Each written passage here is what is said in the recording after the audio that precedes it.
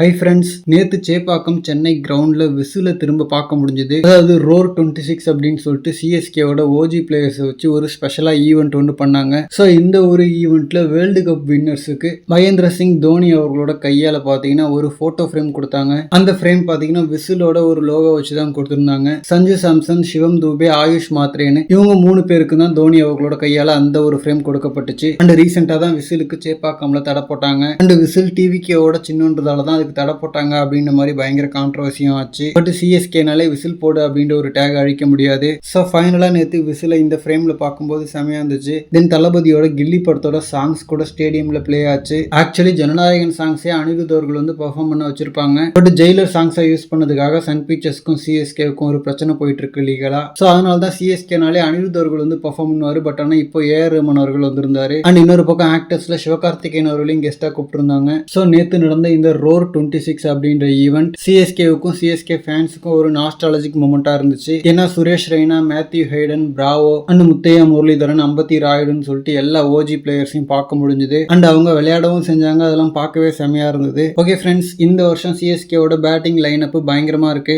So cup அடிக்கிறாங்களான்னு wait பண்ணி பார்க்கலாம். Thank you.